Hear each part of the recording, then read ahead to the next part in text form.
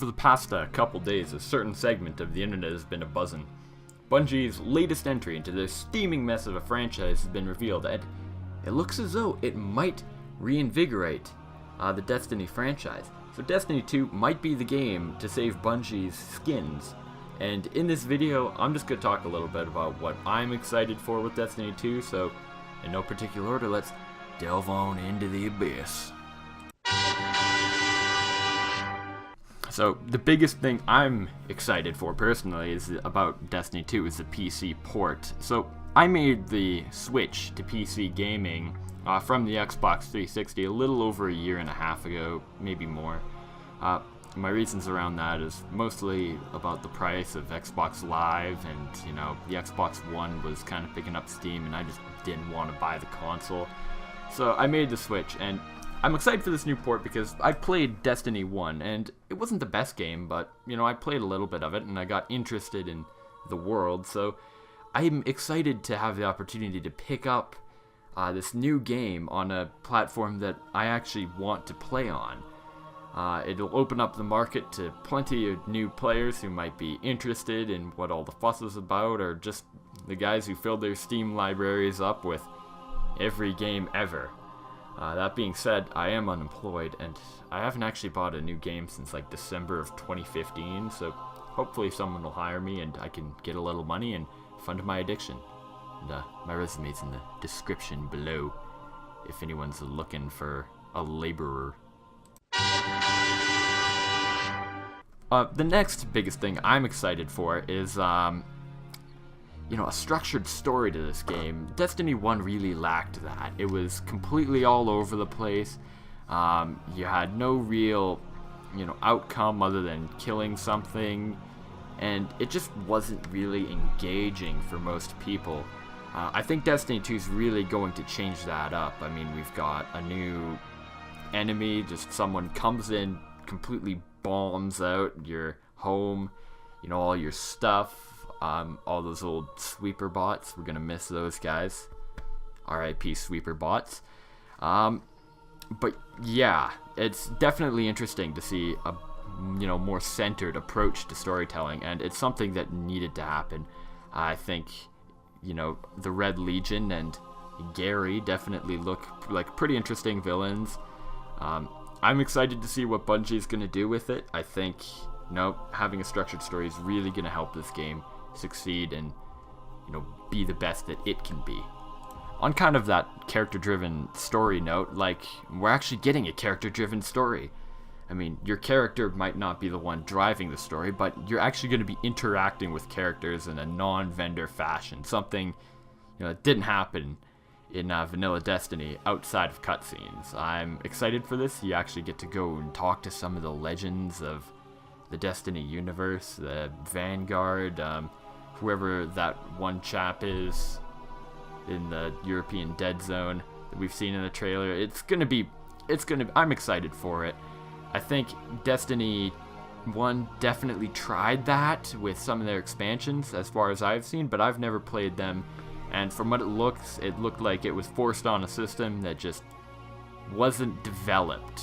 The developers just didn't have the right tools to format that, you know, to the best of their ability. I'm excited to seeing this. Character-given missions, this is important. I'm excited to see, like, they really flesh the world out. Not only have they, you know, fleshed out the story a lot more, kind of made it a little more easier to follow, a little more investing, but I think they're also fleshing out the characters, which is good. It's something that's long overdue. Alright, another thing, new locations. New locations are good, new stuff is always good, right? Yeah, definitely. I'm excited to explore some of these worlds. I'm definitely gonna miss Mars, the Moon, and Venus. I'm hoping that we get to see a little bit of them later in the game, maybe for DLC, maybe they just haven't been revealed yet, but you know, I'm definitely gonna miss those old locations. I feel like there's still plenty that they could do in there.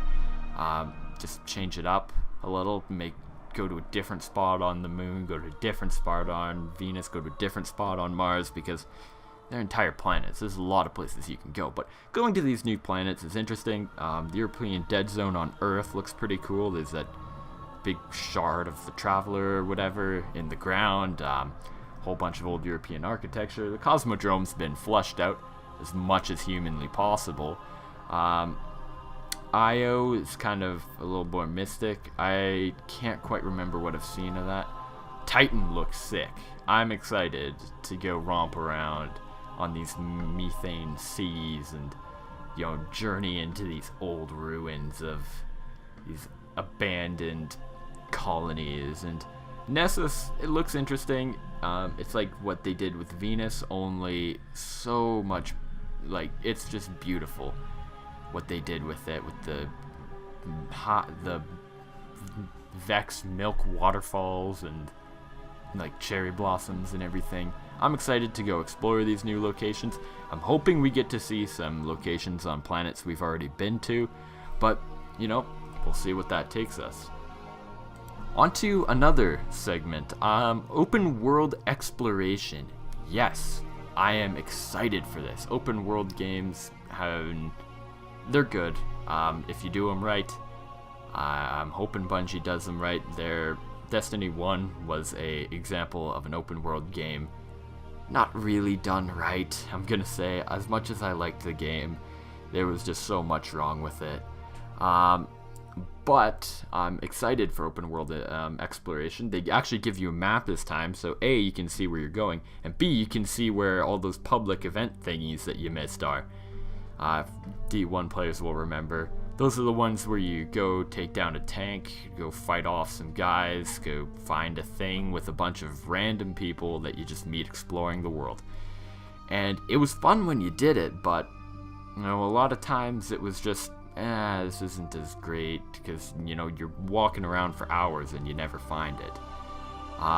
Then there's the Lost Sectors, and I'm excited for this. So for those of you who haven't watched it, the reveal trailer, go watch it right now, pause the video.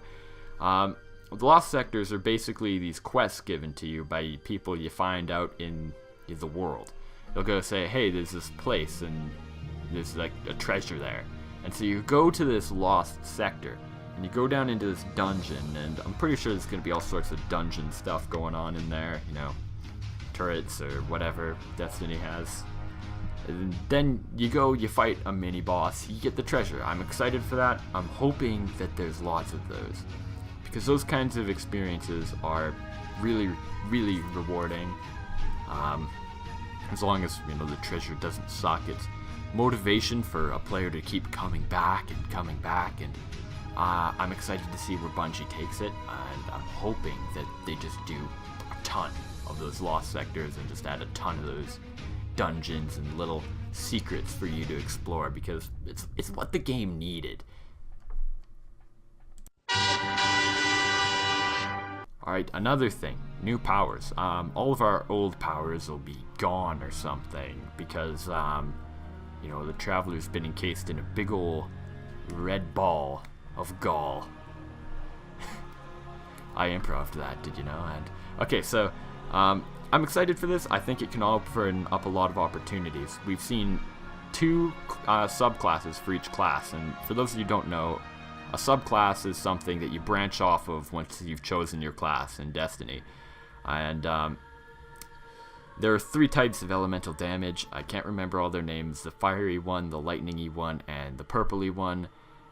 In Destiny 1, each class only shipped with 2 elemental damage subclasses, and I'm hoping that they ship with 3 this time, so that you don't have to buy the DLC to play as an arc, lightningy type guy as a warlock or whatever.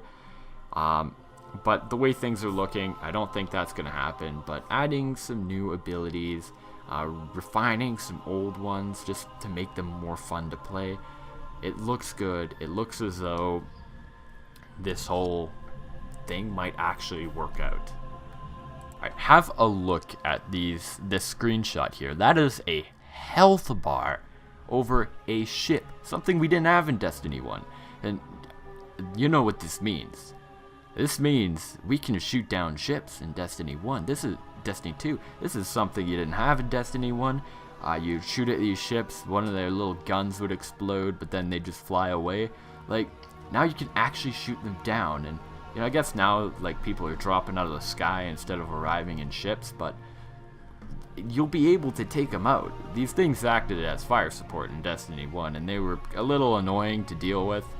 Actually being able to shoot them out of the sky is going to be so satisfying to watch it go spiraling down into the ground, like, I don't know, that one thing in the thing.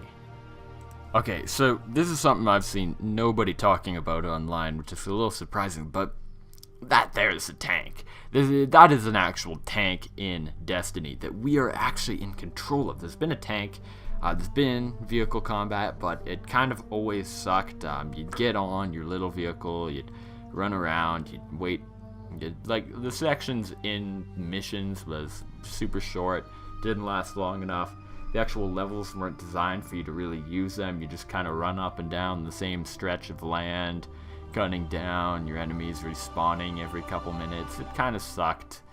You know, but then here we're actually seeing like an actual tank taking on like actual enemies, and this is exciting.